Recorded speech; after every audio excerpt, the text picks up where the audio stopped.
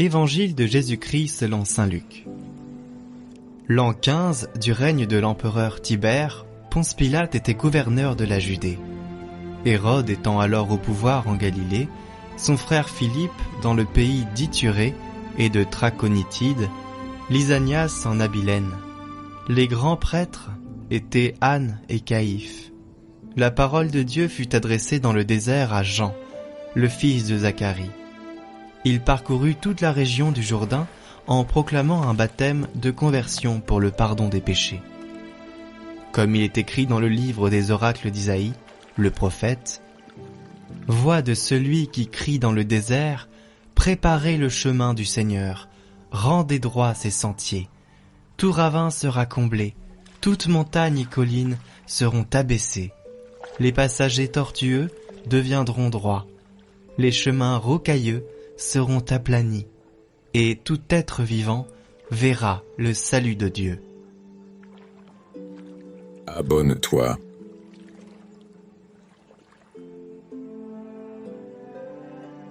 Notre secours est dans le nom du Seigneur qui a fait le ciel et la terre. Chers amis, extraordinaire. Au premier mot de l'évangile de ce jour, nous pourrions nous croire invités à la conférence des Nations Unies. Vous ne trouvez pas ?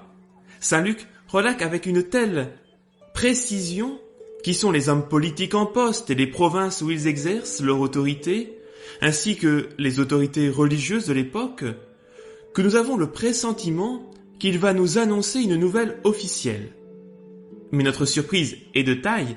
En lisant la suite du texte, Saint Luc ne nous conduit pas au cœur des palais du gouvernement, des intrigues politiques, mais au désert.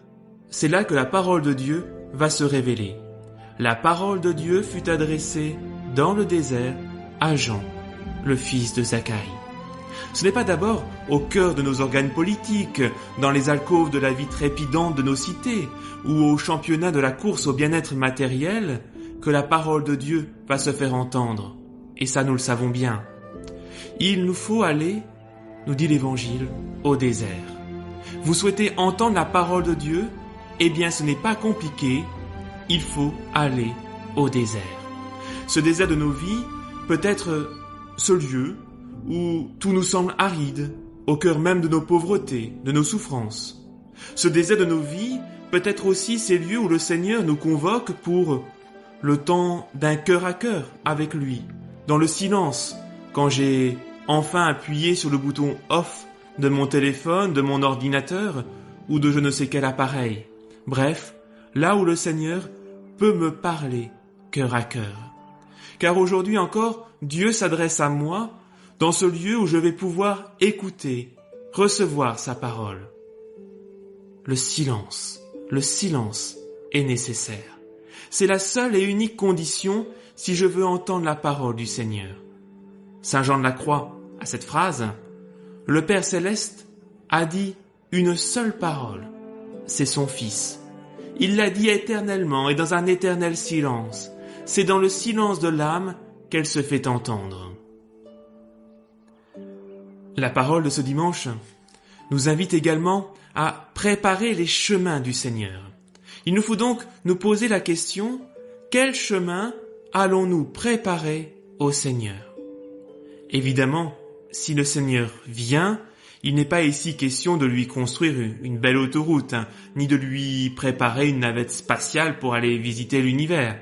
Les 5 travaux détaillés par Isaïe sont à prendre au sens imagé. Aplanir sa route, tout ravin sera comblé, toute montagne et toute colline seront abaissées, les passages tortueux deviendront droits, les routes déformées seront aplanies. Saint Jean-Baptiste nous exhorte à un gros travail sur nous-mêmes. Que nous remplissions les vallées de notre manque de confiance en allant vers son amour. Que nous nivelions les monts et collines de notre orgueil qui nous empêchent trop souvent de le voir et de recevoir son aide. Que nous redressions et aplanissions les chemins tordus qui font de la voie vers notre cœur un labyrinthe. Que nous cessions de louvoyer par manque de sincérité.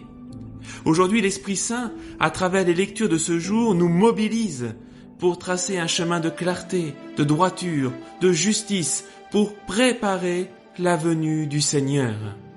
Il me faut préparer un chemin au cœur de nos vies, de ma vie, que la parole de Dieu pourra emprunter. Ainsi je verrai le salut de Dieu. Telle est la promesse que le Seigneur renouvelle pour moi aujourd'hui. Alors, chers amis, que ce temps de l'Avent nous conduise au désert pour accueillir pleinement le salut de Dieu qui n'est autre que Jésus, le Christ. Oui, préparez les chemins du Seigneur, et que la bénédiction de Dieu, Père, Fils et Saint-Esprit descende sur vous tous et y repose à jamais. Amen.